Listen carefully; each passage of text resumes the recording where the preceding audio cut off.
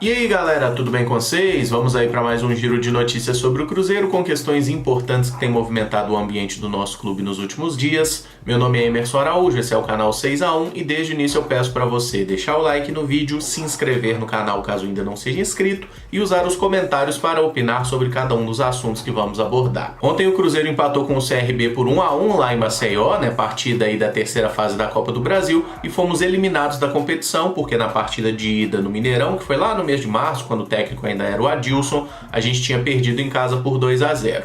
Então precisava vencer por 2 gols de diferença para levar para os pênaltis, não conseguimos, estamos fora. O técnico Anderson Moreira falou após a partida, avaliando que o gol do CRB foi numa infelicidade do nosso time, que o Cruzeiro esteve perto do segundo gol, valorizou muito a luta dos jogadores em campo e, claro, lamentou a eliminação. Como eu falei na live após o jogo de ontem, na minha opinião, o Cruzeiro mostrou um futebol melhor do que nas últimas partidas, inclusive em alguns jogos que a gente venceu, como aquele duelo contra o Figueirense, tá? É claro, o Cruzeiro jogou bem? Não jogou bem, mas ele foi menos pior do que em partidas anteriores, ele mereceu ganhar o jogo de ontem, mas acho que a classificação, o CRB que mereceu mesmo. É lógico que ninguém tá feliz em ser eliminado, é óbvio que o Cruzeiro precisa melhorar muito durante a temporada e acredito que vai melhorar sim, tá? Agora a gente não pode tirar de mente também que essa eliminação é muito mais fruto, do primeiro semestre ruim que a gente teve, tá? Assim como a saída do Campeonato Mineiro também foi muito calcada nisso. O primeiro momento do Cruzeiro na temporada em nível de resultado foi desastroso e a gente tá pagando preço agora. Um detalhe que o Anderson abordou na entrevista coletiva que eu não tinha reparado durante o jogo, tanto que nem falei sobre isso na live, foi a questão das substituições, Teve um momento ali que ele chamou Marco Antônio e Judivan para entrarem na partida e a arbitragem, por um erro da arbitragem, ela não permitiu 2 substituições ao mesmo tempo. Então entrou o Marco Antônio e no minuto seguinte entrou o Judivan. O que implicou nessa situação, nesse erro da arbitragem, é que o Cruzeiro não pôde fazer as 2 últimas mexidas na equipe, porque hoje você pode trocar até 5 jogadores, mas parando o jogo no máximo 3 vezes. Então por esse erro da arbitragem a gente gastou 2 paradas para a entrada de Marco Antônio e Judivan e morreu com 2 alternativas ali. Isso fez o Cruzeiro perder o jogo? Não, mas foi mais um erro crasso da arbitragem daquele careca arrombado lá, que já não tinha marcado um pênalti claríssimo sofrido pelo Maurício no primeiro tempo, que não deu nem cartão amarelo naquele lance que o cara do CRB quase matou o Riquelmo lá com uma cotovelada lá no meio campo. Enfim, foi uma péssima arbitragem. Isso não muda o fato de que o Cruzeiro não está jogando no máximo que pode, a gente tem muito o que melhorar, mas a gente tem que pontuar a arbitragem sim, que foi determinante no jogo. O Anderson também comentou sobre a não utilização do Kaká na partida de ontem. O zagueiro foi preservado porque estava com grande risco de lesão, já que tinha jogado 8 das 9 partidas após a pandemia, mas ele não tem nenhuma lesão no momento. Kaká deve estar de volta ao time então na próxima partida, no sábado contra o América, E a verdade é que o Manuel, que o substituiu, fez uma partida ok, não comprometeu de forma alguma. Quem jogou a gente no mato foi o Léo mesmo, que já vinha sendo titular, e eu espero realmente que o Anderson não mantenha nenhum jogador no time só pelo nome, que ele observe de fato o rendimento nos treinos e nos jogos para montar o 11. Quem ganhou elogios do técnico foi o atacante Ayrton, que estreou na parte final do jogo e causou uma boa impressão, com arrancadas pela direita, alguns dribles e 2 finalizações perigosas. Ter um jogador com a característica do Ayrton é bem interessante para minimizar esse problema que o Cruzeiro está vivendo na hora de criar oportunidades, Já que ele é um cara que busca o lance individual, que vai para cima, tem muita personalidade e pode ser sim uma boa alternativa pra gente. Já fica a expectativa se ele terá mais minutos no jogo de sábado contra o América. Quem também falou após a partida foi o presidente Sérgio Santos Rodrigues, que disse ter acionado a CBF e feito aí uma reclamação formal contra alguns atos hostis adotados pelo CRB em relação à delegação do Cruzeiro. Entre as queixas do Sérgio, o vestiário estava com luzes desligadas, só molharam a grama no campo de defesa do Cruzeiro e haviam vários torcedores do CRB na arquibancada, o que é proibido nesse momento de pandemia. Sinceramente, eu acho essa postura de reclamação do Sérgio desnecessária e acaba soando muito mais como um chororô mesmo do que qualquer outra coisa, tá? É certo fazer esse tipo de coisa? Não é. É certo soltar foguete na beirada do hotel do time? Não é certo. Mas foi isso que fez o Cruzeiro não conseguir a classificação? Não foi. Eu realmente não gosto dessas tentativas de desviar o foco daquilo que realmente importa, que é o campo e bola, tá? O Cruzeiro foi incompetente, o CRB foi melhor na soma dos 2 jogos e mereceu a classificação. Ponto final, tá? Se quer fazer a queixa para a CBF, faça a queixa para a CBF, até porque de fato não é um comportamento correto. Agora não vem dar chilique, ficar fazendo reclamação e tentar fazer disso um episódio maior do que foi de fato, tá? Não é grandes coisas, é algo muito comum no futebol brasileiro, essas pequenas hostilidades, e o Sérgio ainda falou, né, usou como argumento, desse jeito a Libertadores nunca vai ser Champions League. Não é para ser. Aqui é a América do Sul, a cultura é completamente diferente, inclusive essa coisa de tentar copiar tudo da Europa e adaptar para a nossa realidade é algo que tem atrapalhado o futebol, não só brasileiro, mas na América do Sul em geral, tá? O futebol brasileiro não tem que ser igual ao europeu, é claro, esses atos, essas hostilidades aí não são o ideal, mas é isso que tem e a gente tem que aprender a conviver e superar dentro de campo, na bola. É isso que o Cruzeiro sempre fez e tem que voltar a fazer. Mas o presidente também falou algo mais relevante sobre a possibilidade de reforços. Segundo o Sérgio, no mais tardar na próxima semana, teremos novidade no elenco, provavelmente para o setor de criação. Até esse momento não saiu nenhum nome aí de especulação de jogador que estaria chegando ao Cruzeiro, tá? Quando sair esse nome a gente fala a respeito, se é ou não interessante, o que eu penso sobre isso. Mas esse negócio, essa estratégia, né, populista inclusive, de time é eliminado, vou prometer contratação, não é novidade, é uma coisa bem batida, inclusive lembra até o senhor Zezé Perrella, né, que é mentor do Sérgio, que a cada fracasso do Cruzeiro ele prometia que ia construir o estádio. Bons jogadores sempre serão bem-vindos, se o Cruzeiro conseguir de fato trazer algum jogador para fazer a diferença, ótimo, tomara que venha, mas eu realmente acho difícil a gente conseguir alguma contratação de impacto com essa crise financeira que a gente está vivendo, tá? Mas é claro que o clube está de portas abertas, jogador bom que pode chegar e agregar, todo mundo sempre quer. Eu não escondo de ninguém que gosto muito mais de desenvolvimento de atletas, de oportunidade para jogadores jovens, do que essa mera cultura de contratação que está tão enraizada aqui no nosso futebol, até porque a grande maioria dos jogadores que foi contratado para essa temporada, quase ninguém vingou, né? Então, assim, até os maiores destaques individuais do Cruzeiro nesse ano, por exemplo, o Kaká, até o próprio Jadson, são jogadores oriundos da nossa categoria de base, porque quem chegou para chamar a responsa até agora não está conseguindo fazer isso. Mas torço muito para que o Cruzeiro consiga trazer mais algum bom jogador. É sempre importante estar qualificando o plantel, né? Quem sabe o Messi não está chegando aí, vai que ele gostou da camisa nova da Adidas, né? Que é a patrocinadora dele. Vai ver que ele curtiu e tá afim aí de um desafio sul-americano, né? Se ele quiser vir, vamos receber aí muito bem. Quem tá chegando de fato é o lateral Rafael Luiz, que vem do Sport. O jogador de 18 anos vem por empréstimo até o final da Série B e tem uma negociação já acertada para ele ir para Ferroviária a partir de março do ano que vem. Segundo o Samuel Venâncio, que é setorista do Cruzeiro lá na Rádio Itatiaia, o Rafael não vai ser jogador da Ferroviária, tá? Ele vai de fato ser jogador do Cruzeiro. Só que está acontecendo o seguinte, ele está sendo comprado por empresários que são ligados à Ferroviária. Esses empresários vão botar o jogador no Cruzeiro emprestado nesse primeiro momento e em março do ano que vem ele será de fato comprado pela Ferroviária e a ideia é que ele seja repassado ao Cruzeiro num contrato de 4 anos e o Cruzeiro ficando com 40% dos direitos econômicos do atleta.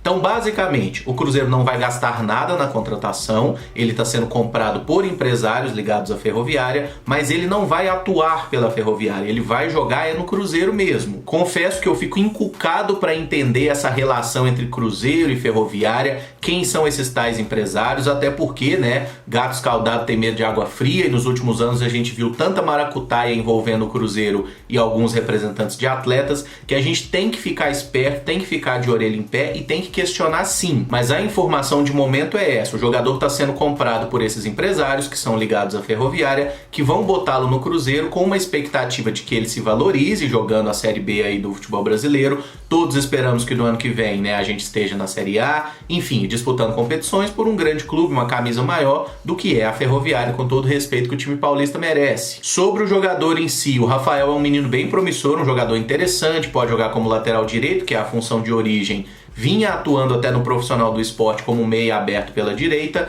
e tem bastante lance dele jogando como lateral esquerdo também, tá? Inclusive eu tô fazendo um vídeo de olheiro sobre ele, deve estar no ar amanhã inclusive, para vocês conhecerem um pouco mais as características. O jogador é interessante, é uma boa promessa, acho que é uma boa aposta, até considerando que tá vindo e o Cruzeiro não vai gastar nada. E falando em antigas diretorias, na noite da última terça-feira teve reunião do Conselho Deliberativo que votou e aprovou com ressalvas o balanço de 2019 do clube, aquele que fechou com prejuízo de 394 milhões de reais. Para deixar claro, essa aprovação do balanço não significa que o clube concorda com os gastos que foram realizados, mas apenas que o relatório apresentado ele é condizente com aquilo que aconteceu de fato, tá? Se hoje o presidente do Cruzeiro ainda fosse o responsável pela conta do ano passado, se ainda fosse o Wagner Pires, provavelmente essas contas não teriam sido aprovadas, mas como mudou a gestão, isso acaba passando com essa ressalva, porque foram gastos realmente absurdos e injustificáveis. Como o próprio Sérgio Santos Rodrigues apontou, aprovar o balanço era essencial para a liberação de recursos ao clube e também para conseguir algumas isenções fiscais. Como o Cruzeiro está envolvido, naquela tentativa lá de renegociar os débitos com a União, não aprovar o balanço seria desastroso e excluiria qualquer possibilidade de uma negociação nesse sentido. Teve certa discussão na reunião do Conselho, principalmente sobre a temática da exclusão de Wagner Pires de Sá e de Hermínio Lemos, tá? Isso porque tem muita gente querendo, que seja votada rapidamente, que esses caras sejam logo excluídos do clube, e o presidente Sérgio falou que tem que ser respeitado todo o rito aí desse procedimento, que tem suas burocracias, para que esses caras não possam recorrer judicialmente no futuro. E na reunião, o Pedro Lourenço, que é dono dos supermercados BH, foi homenageado com o Raposão de Ouro, que é a maior honraria que o Cruzeiro destina a qualquer pessoa e é um troféu bonito pra burro. O Sérgio rasgou seda pro Pedrinho, falou que é uma obrigação reconhecer a tudo que ele já fez pelo clube, ajudando diversas vezes e mostrando seu amor pelo clube com atos concretos. O Pedro também agradeceu bastante, disse que sempre ajudou o Cruzeiro sem pedir nada em troca e que o momento é de união para tirar o Cruzeiro desse momento complicado. E acho que se tem alguém que merece de fato alguma homenagem nesse momento do Cruzeiro é o Pedro Lourenço, especialmente pela salvada que ele deu no Cruzeiro no início do ano, Para quem não lembra, o Cruzeiro estava com muitos meses de salário atrasado. Todos os nossos jogadores poderiam ter entrado na justiça pedindo a rescisão indireta, pedindo a liberação, e foi o Pedro que pagou o salário da galera lá, que arrumou a casa, principalmente pagando jogadores jovens, e com isso o Cruzeiro conseguiu minimamente ter time esse ano. Então naquele momento mais crítico ele de fato ajudou pra caramba com grana do próprio bolso. Até esse momento, no dia 27 de agosto de 2020, quando eu faço o vídeo, não acho que tenha nada na relação do Pedro Lourenço com o Cruzeiro que o desabone, e considero que sim, é uma homenagem merecida aí que ele recebeu, e tomara que outros cruzeirenses que tenham meios para isso, também se unam aí para ajudar o clube, porque a recuperação do Cruzeiro não vai ser simples, e quanto mais gente disposta a ajudar, principalmente quem tem grana para isso, vai ajudar muito e a nossa recuperação demorará menos. Uma notícia de agora, no início dessa quinta-feira, é que o lateral esquerdo Dodô entrou com uma ação lá na justiça para tentar derrubar aquela liminar que o Cruzeiro conseguiu no final de semana que obrigava a reintegração do atleta. A defesa do jogador diz que o Wagner Cruz, empresário que é investigado por negociações irregulares com o Cruzeiro, nunca representou o jogador, apenas assinou o acordo como testemunha, e acrescenta que o Dodô está sendo colocado em regime de escravidão, visto que ele não pode assinar com outro clube nem tá recebendo do Cruzeiro. Por mais que soe engraçado um jogador de futebol multimilionário falar em regime de escravidão, a gente tem que entender que isso tudo é estratégia jurídica, tá? Nada mais do que isso, e acho que tá muito claro que o Dodô não tá brigando pra jogar, não tá muito preocupado com a carreira, ele quer o dinheiro. Errado ele não tá, ele tá brigando pelo que prometeram a ele. O que fode a história é a hipocrisia do cara de meter o louco dessa forma, A situação é, hoje tá rolando uma briga forte aí das duas partes, ninguém parece muito disposto a ceder e a tendência é que essa briga judicial se arraste por muitos anos, mas no final das contas, convenhamos, quem tá mais errado na história é de fato o Cruzeiro, que se comprometeu a assinar um contrato com o atleta e não o fez. O que seria o mais inteligente nesse momento? Reunir Cruzeiro, reunir Dodô, acertar uma forma aí de rescisão para que ele vá jogar onde quiser, e o Cruzeiro também certamente tem que pagar alguma compensação por ele. Mas ele querer que o Cruzeiro pague o contrato integral não faz o menor sentido, até porque ele não cumpriu nada desse contrato, Em nenhum momento o Dodô jogou pelo Cruzeiro com esse novo vínculo. Querer receber sem trabalhar também é osso. É uma baita de uma sinuca de bico e nesse momento que nos resta é aguardar, tá? Mas nesse instante que eu faço o vídeo, pelo menos, o Cruzeiro não está devendo nada para o Dodô porque conseguiu aquela liminar e até o momento a liminar que o Cruzeiro conseguiu não foi derrubada, tá? Então nesse momento o Cruzeiro não tem obrigação nenhuma de reintegrar o atleta. E para fechar, falar um pouquinho do time feminino do Cruzeiro, que finalmente volta a jogar nesse próximo sábado. A partida vai ser 2 horas da tarde lá no Mineirão contra o Grêmio e vai ser rodada dupla, né? Porque à noite, 7 horas, o time masculino também joga no Gigante da Pampulha. Com os jogos de ontem que concluíram a quinta rodada, as cabulosas estão em 8º lugar na tabela com 9 pontos. São 16 times jogando em turno único e após os 15 jogos, os 8 primeiros se classificam para o mata-mata. São mais de 5 meses aí desde a última partida oficial que elas jogaram, que foi aí no meio do mês de março, né? E certamente fica a expectativa para que possam continuar o bom trabalho que vinham realizando